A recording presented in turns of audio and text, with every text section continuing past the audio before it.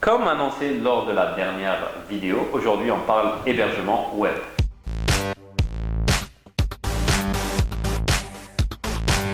Et donc pour le sujet, qui de mieux que Karim Aït-Taleb pour en parler. Karim Aït-Taleb est le manager de l'agence KD Concept, qui est une agence spécialisée justement dans ce domaine. Alors je vais poser un certain nombre de questions à Karim Aït-Taleb. Dans la première déjà, qui est Karim Aït-Taleb et c'est quoi un hébergement web? Je te remercie Idir pour l'invitation. Donc, je suis manager de KD Concept qui existe depuis déjà 2003. Donc on est spécialisé dans tout ce qui est intégration des solutions open source. Et bien sûr, on fait beaucoup d'hébergement, c'est notre métier principal. Voilà, comme vous dites, l'hébergement, donc je vais vous donner un petit peu des éclaircissements sur ce sujet. Voilà. Donc un hébergement, c'est un espace où on peut stocker nos informations et qui vont être consultées à travers le web. Donc, une société qui dispose d'un site web, elle veut l'héberger et s'afficher sur le web. Donc elle aura besoin de ce qu'on appelle un espace d'hébergement, bien sûr, qui va être associé à un nom de domaine. Nom de domaine, donc c'est une donnée très importante. Donc, le nom de domaine, c'est le nom et l'adresse d'une entreprise sur le web. Exact. C'est la première étape. Voilà, c'est la première étape. Donc on ne peut pas dire un site web existant sans avoir un nom de domaine. Donc, et l'hébergement, en fait, c'est juste un espace de stockage pour un petit peu accueillir le contenu du site qui va être adressé avec ce domaine. Et donc souvent on entend dire nom de domaine .com, .net, .info, .des. Exactement. Donc nous avons pratiquement deux types de noms de domaine. Donc il y a des noms de domaine qu'on appelle des noms de domaine universels. Oui. Donc tout ce qui est .com, .net, .org et tout ça, c'est des extensions qui sont libres qu'on peut retrouver et les acheter. Universelles. Universelles, exactement. Et les autres? Les autres qui sont territoriales ou bien qui sont associés au pays résident. Comme donc, DZ par exemple. Comme le point DZ pour l'Algérie, .fr pour France, .us pour États-Unis et tout ça. Est-ce qu'il y a une différence quand on a un nom de domaine .dz ou .com par exemple pour une entreprise qui désire avoir un nom de domaine et utiliser pour son site web ou son... Exactement. Donc maintenant, puisqu'il y a ce qu'on appelle le nerf de la guerre, c'est être retrouvé facilement sur Internet. Donc de préférence, on utilise une extension nationale comme .dz pour un petit peu favoriser le référencement. Si on est en Algérie, on active en Algérie, on a nos clients en Algérie. Exactement. De préférence, il faut avoir un nom de domaine .dz. Et souvent on entend des rumeurs comme ça, comme quoi le .dz qui tombe en panne ou c'était un problème qui est un petit peu résolu depuis 2012. Hein. Depuis 2012. Exactement. Maintenant, les .dz sont très stables, le service il est quasiment... Le problème il existait? Il y avait, il y avait juste le problème de serveurs de DNS qu'il faut qu'ils soient en Algérie. Au-delà de 2012, l'autorité, le NIC, c'est l'autorité qui s'occupe du .dz, nous a autorisé un petit peu les hébergeurs de DNS ou bien de nom de domaine .dz d'externaliser un serveur secondaire à l'étranger. Donc aujourd'hui, il n'y a plus ce problème. Il n'y a plus ce problème. S'il y a un problème ici en Algérie, le deuxième serveur peut prendre le relais sans problème. Voilà. Très bien. Donc là, on a un nom de domaine, on est enregistré au .dz. À ce moment-là, on pourra héberger notre site. Donc, il faut choisir un fournisseur d'hébergement. Voilà, un hébergeur. Et là, parlons de l'hébergement maintenant. L'hébergement, en fait, il y a plusieurs types d'hébergement. Donc, selon le besoin du client. Donc, nous avons des packs, ce qui existe sur les marchés, il y a des packs, ce qu'on appelle des packs mutualisés. Mutualisés. Voilà. Oui. D'ailleurs, c'est les packs les plus répandus. Parce qu'ils sont accessibles. Ils sont accessibles, que ce soit en termes de coût. Il y a les serveurs, ce qu'on appelle les serveurs VPS, donc qui sont hébergés dans les clouds. VPS voudrait dire VPN, Virtual Private Server. Voilà. En fait, c'est un serveur à part entière, mais il est privé pour le client, qui est mutualisé avec d'autres serveurs. D'accord. Dans un serveur. Et quel est l'avantage, on va dire, entre VPS et mutualisé? C'est quoi la différence? Bon, Pourquoi? quand on est en VPS, Voilà. on a un peu plus d'avantages en termes de ressources déjà. Donc on a un peu plus d'espace, on a un peu plus de mémoire et tout ça. Et bien sûr, on est autonome. D'accord. On n'est pas hébergé directement avec des voisins, D'accord. avec certaines ressources et tout ça. Ensuite, il y a un troisième type. Exactement. Le troisième type, c'est le type le plus évolué. C'est les serveurs, ce qu'on appelle l'hébergement dédié. C'est des serveurs physiques carrément qu'on peut utiliser pour l'hébergement. Dédié à un seul client. Oui, il peut être dédié à un seul client, comme ce dédié peut être mutualisé pour le même client sur plusieurs sous-sites du client. Par exemple, si une entreprise qui dispose de 3 ou 4 sites, elle peut avoir son propre serveur dédié et faire la mutualisation pour ses sous-sites web. Très bien. Donc on comprend bien que les 3 types d'hébergement les plus connus sont mutualisés, VPS et exactement. dédié. Très bien. Oui. Et donc, vous êtes hébergeur. Je voudrais que vous expliquiez c'est quoi le métier d'hébergeur. Voilà, d'accord. Ici, le métier d'hébergeur, c'est pas souvent on entend parler, on achète un serveur déjà préconfiguré, on n'a qu'à créer les packs d'hébergement et on commence à vendre et on récolte de l'argent. Ça, c'est totalement faux. Ouais. Un travail d'hébergeur, c'est un travail qui est vraiment difficile. Qui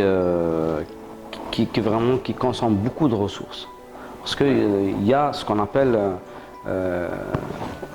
cette vigilance de l'hébergeur qui doit prendre en considération. Parce qu'un serveur, ou bien quand on a plusieurs clients, il y a ce qu'on appelle les comportements du serveur. Donc, on prend le cas, il y a une attaque, il y a des spammings, il y a des ressources qui sont consommées. Donc il faut vraiment prendre en considération tout ça et être vraiment à cheval par rapport à ça. Donc tout le travail de l'hébergeur, il est dans la surveillance, le monitoring, assurer la sécurité, le backup, tout ça, il faut le prendre. Ce n'est pas uniquement. Exactement, bien sûr, c'est un travail très difficile. Il faut avoir des compétences parce qu'il faut vraiment agir rapidement. Et de l'expérience. L'expérience, il faut vraiment agir rapidement. Pourquoi? Parce que si un serveur tombe en panne, il y a des centaines, peut-être des milliers de clients qui vont être pénalisés par rapport aux services fournis. Donc il faut vraiment être très réactif pour régler et résoudre les problèmes. Très bien. Donc là, c'est justement de votre côté, à vous, qui êtes l'hébergeur. Mais aujourd'hui, de plus en plus, il y a des cyberattaques, il y a du spamming, il y a des virus qui sont injectés, etc. Et je voudrais savoir, est-ce qu'il y a des mesures qui doivent être prises par les utilisateurs de l'hébergement? Est-ce que vous avez justement des recommandations à donner pour les gens qui puissent bien utiliser leur... Exactement, c'est ça le plus grand problème qui est toujours, qu'on est toujours à la confrontation. Donc le problème, c'est le client ne connaît pas la source de ces dysfonctionnements, si j'ose dire ça. Donc s'il a une messagerie qui est bloquée, il appelle directement son hébergeur. S'il y a son site qui est piraté, il endosse tout ça sur son hébergeur, mais en contrepartie, il n'est pas peut-être sensibilisé, bien informé, peut-être même de son côté, il faut qu'il soit aussi vigilant. Voilà. Par exemple, si une entreprise qui dispose d'un service de messagerie, si j'ose dire peut-être 200-300 comptes email et là ils n'ont pas suivi les recommandations de leur IT manager pour un petit peu la politique des mots de passe, le scanner pour les antivirus, les chevals de Troie et tout ça. Donc il y a peut-être ce qu'on appelle, comme vous l'avez dit, sur les cyberattaques, des pirates peuvent vous envoyer des emails indésirables et en vous incitant à cliquer sur un lien et le mot de passe est volé. Et à partir de ce moment, votre compte est piraté et ils peuvent envoyer des spams à travers ce type d'attaque. Donc, il ne faut pas cliquer quand vous recevez un email. Exactement, c'est vraiment des recommandations. Faire attention aux emails inconnus et ne pas cliquer ou ouvrir un email suspect. Donc, qui vient d'un client ou bien d'un partenaire qu'on ne connaît pas, il vous incite à cliquer ou bien suivre ses recommandations. Donc, il ne faut pas le... Et là, ils vont voler le mot de passe. Exactement. C'est le piège que généralement tombe la majorité des clients. Nous avons aussi, pas que ça, c'est pas que la messagerie, aussi dans les sites web.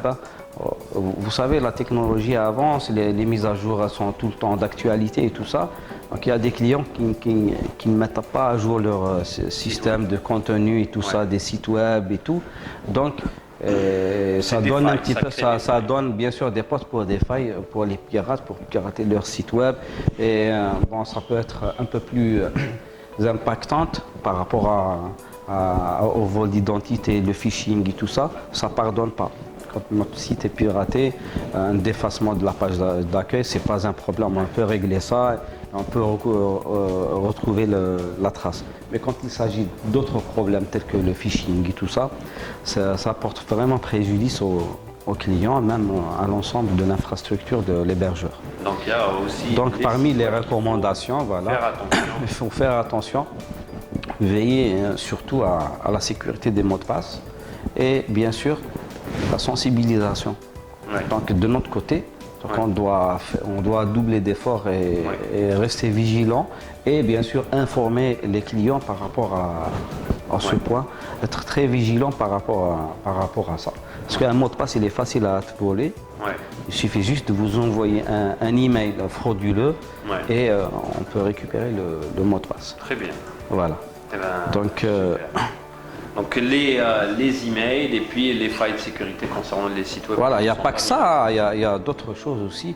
Ce que je recommande aux clients quand on utilise par exemple un site web, malgré que c'est un site web qui ne dispose pas de contenu confidentiel ou bien d'informations sensibles, je recommande qu'ils utilisent des certificats SSL.